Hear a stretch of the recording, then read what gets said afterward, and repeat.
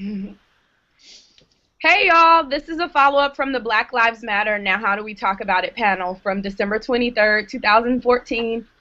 It's a new year! I'm Amber Butts, and this is Kimberly McCrae, Tatiana Brown, and Marsha Baczynski. We're taking a few minutes to follow up with some questions that were submitted to the panel in December. It's our hope that we can help further your conversations about racial justice with your loved ones in a productive way. This video should be about 15 to 20 minutes. The theme is looking at how to help without drowning out other voices. We'll be speaking from our perspectives, using what has worked for us in our own lives. And this is a very much work in progress, so use what works for you. And we have a terrific question from the last panel. Marsha, will you read it? Yeah, so we got this great question. I feel like I am caught in a catch-22 in that if white people don't speak up in support of Black Lives Matter, we do harm by doing nothing, and it gives the impression that white America is uncaring. But if we do speak out, we risk drowning out black voices or saying things that do more harm than good, usually out of ignorance. Take, for example, criming while white, which when I first heard about it, sounded like a good way to get through to other white folks about the privilege we experience. I even heard some black people be supportive of it. But then a few days later, I started to hear that people were upset by it and thought it was distracting from the real issue of highlighting black suffering. And I can see their point. Listen and amplify black voices are good things to do, and I will keep doing those things, but that can't be all I do. I really don't think I'm making it all about me if I feel like that's not enough, and I want to do more. And once in a while, it would be nice to get some feedback on something get some feedback that anything actually is doing more good than harm. Not because I want a cookie, but because it would be helpful to know which things to actually do more of, and not only ever hear you fucked up again.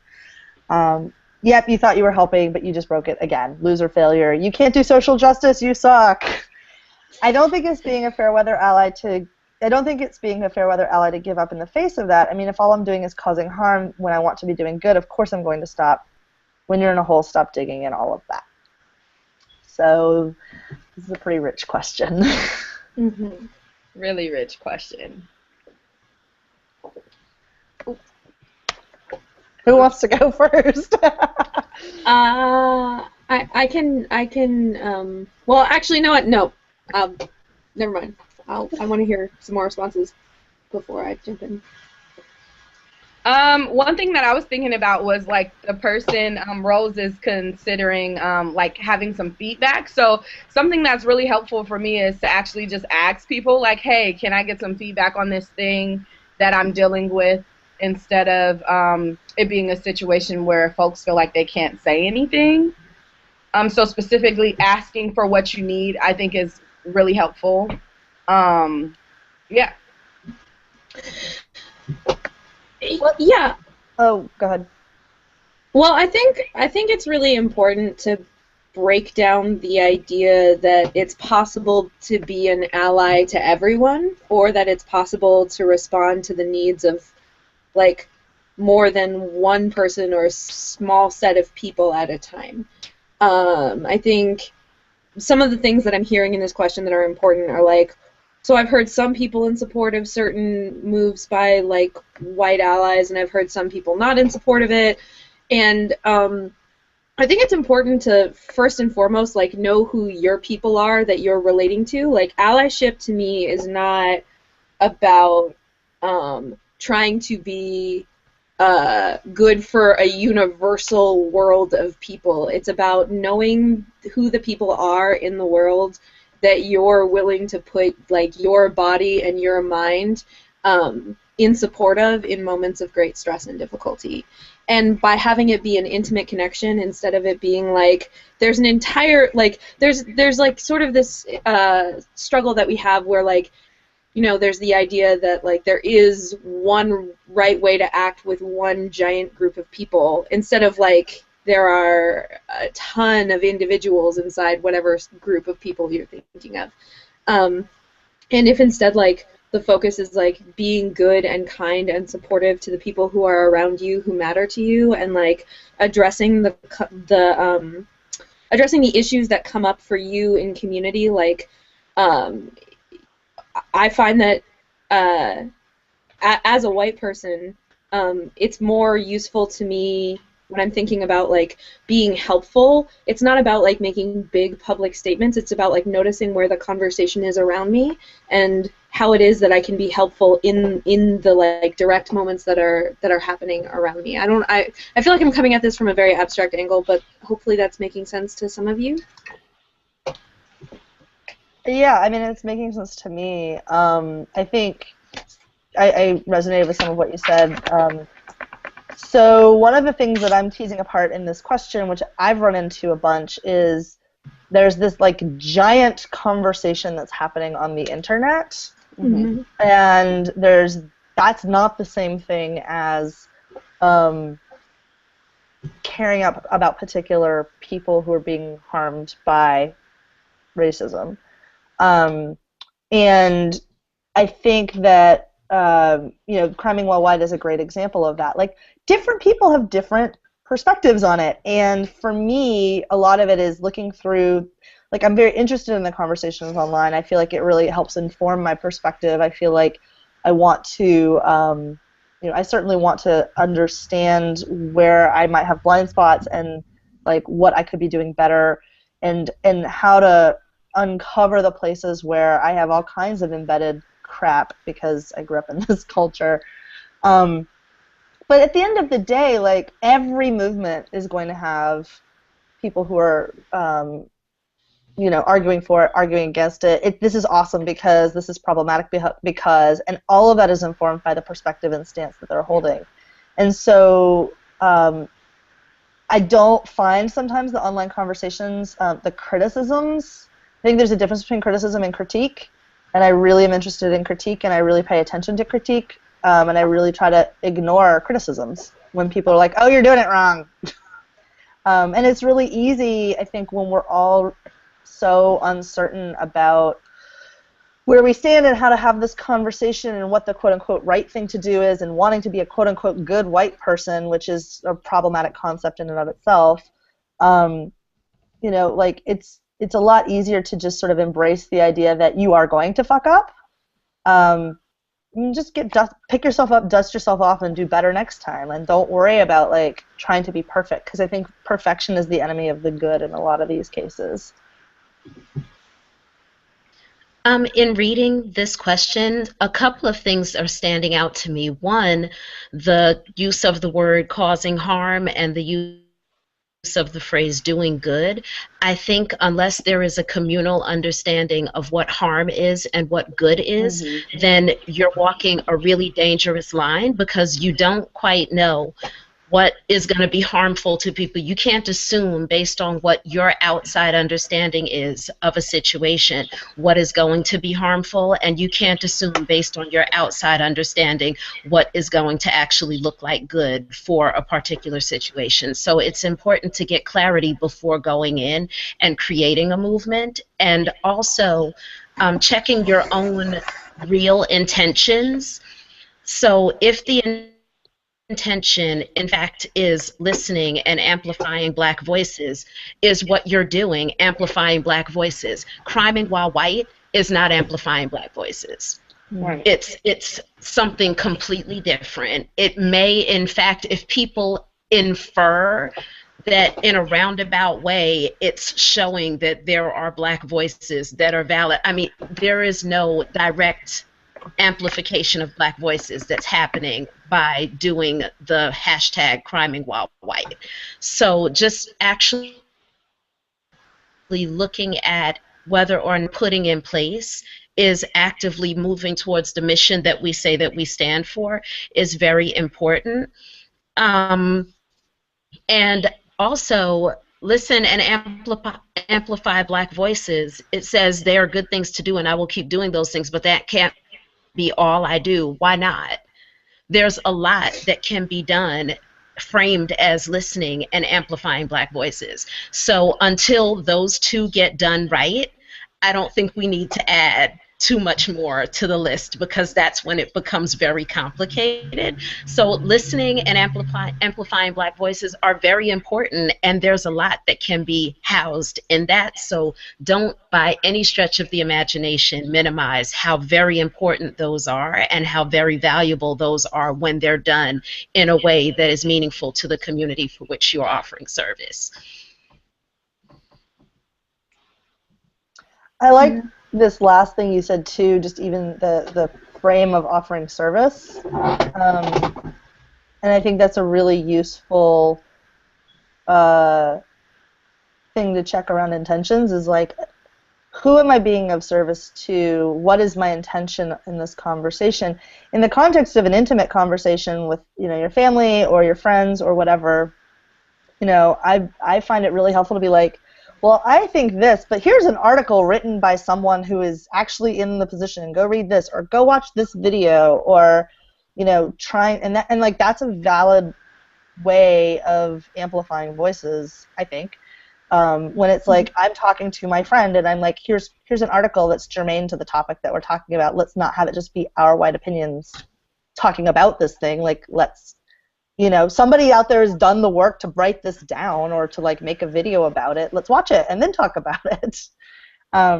So I think there's a lot there. And then I think in terms of the question, is a little bit challenging too, because, Cry Me White is an internet phenomenon. And again, we're talking about how to have conversations, with people we love. And I think when you get into, for me, the reason that feels like a more useful way to spend my time than having arguments with strangers on the internet is that I actually feel like I can make a more of an impact that is likely to be lasting. And I also find that internet arguments and just reading a lot and all of that kind of thing can feel really self-depleting, because I'm not actually in an intimate conversation with anybody. I'm not actually like relating to anyone. And so from a self-care perspective, it's like, yes, these things are all happening, and the media, CNN's talking about whatever, and whatever's happening on Twitter. And at the end of the day, like, if I retweet something, like, is that going to have as much of an impact as sitting down and having a conversation with somebody I care about? And that conversation may end up being about white privilege. It may not have anything to do with amplifying anybody's outside that bubble's voice, because it might be that we need to look at our white privilege, and we need to look at, like, what is this thing called whiteness, and what is this thing, like, that we don't understand. So, I mean, there's a lot of ways to do good, and there's a lot of ways to do harm. And I think your point, Kim, about, like, who are you even talking to and for, and what are you in service of, is entirely germane to the intentions that you're bringing to the conversation. Absolutely. I agree with all I think of y'all. we have to keep in mind too. Oh no, I was just saying it's really important to like know which services you're offering and like sticking to that, because it's so easy to like get distracted by like saying, okay, well this is the thing I'm doing, and then also, oh wait, but this is this thing too, and how do I like reconcile these two things that I really want to do? And it's like, you have to figure out, okay, well, this is the first thing I want to do, and this is what comes first. Can I add to that? And if you can add to that and you have space to add to that, perfect. But, yeah, like what Kim was saying with the figuring out, like, definitions, we speak a lot in, like, our culture with, like, catch-all phrases and things like that, like what is good, what is bad, and we need to, like, analyze that and figure out what we mean, basically. Kim, So you were saying something. Oh. And yeah, I think the difference between editing. Go ahead, please talk. Yeah, no, I think there's a huge difference between amplifying and interpreting.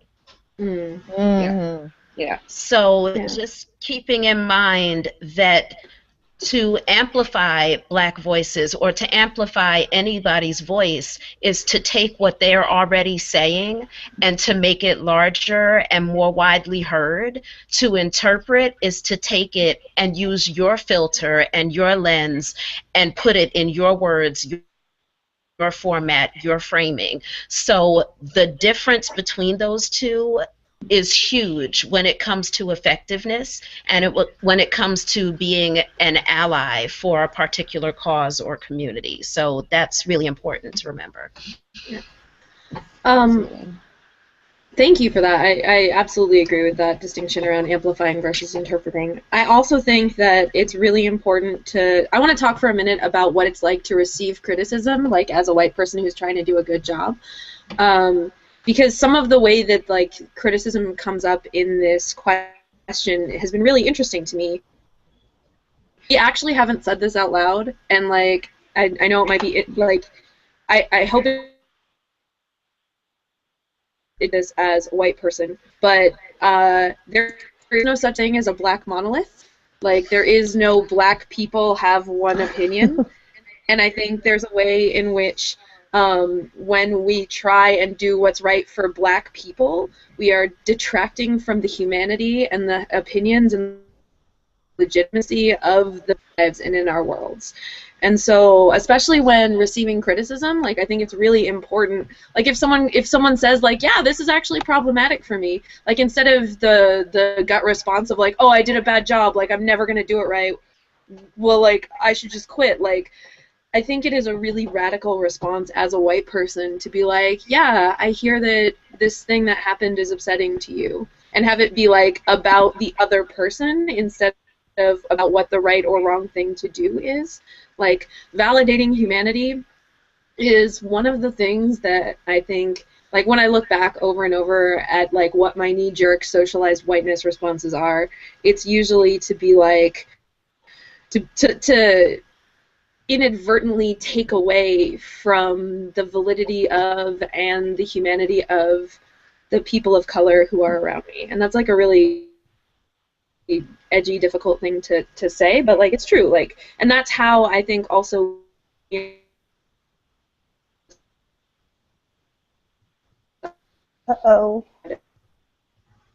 whether or not I can look at the person in front of me or even the commenter on the internet in front of me and say that is a human being with a valid opinion, and I'm gonna like on air because it's just as important as me trying to do a good thing. And one more thing on top of that is I find that like in moments where I feel upset or overwhelmed by listening more, it's usually because the things that I'm hearing are changing me in ways that are difficult to deal with. Like paying attention to what the lived experience of racism in America is will break your heart.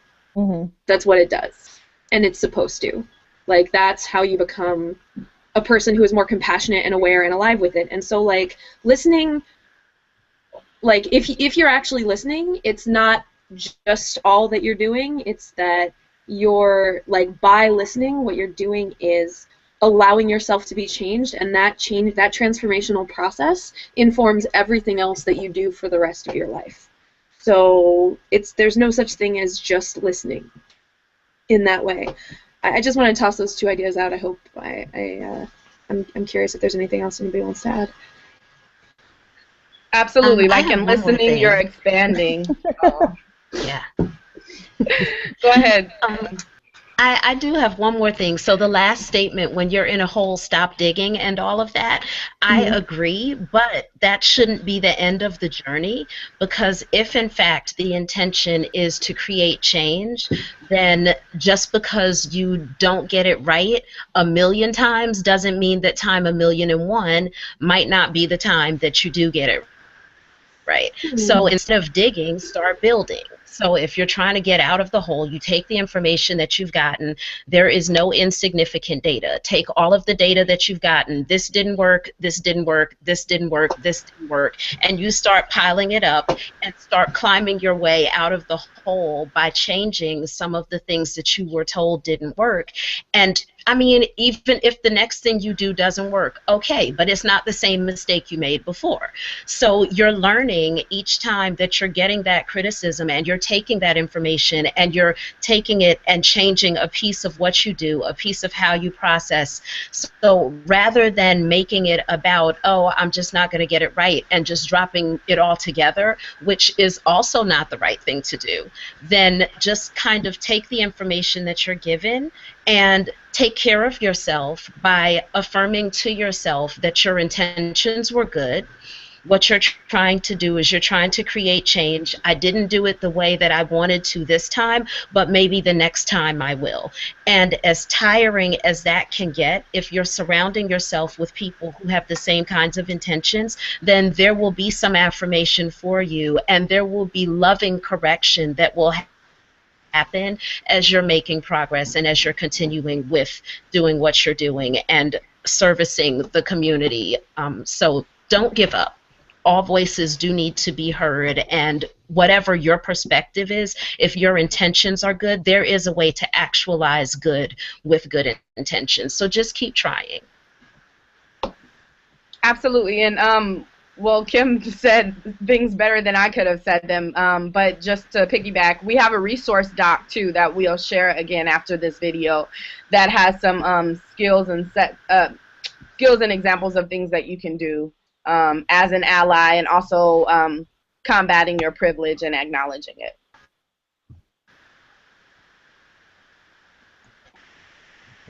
Tatiana, you want to say something? Maybe she's frozen? Okay, she looks frozen. Yeah. Oh.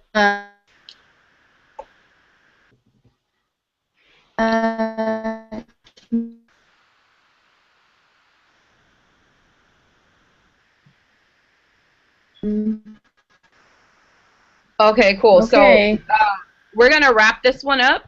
Yep. And then we'll do another question. Yay! Thanks for being with us, y'all.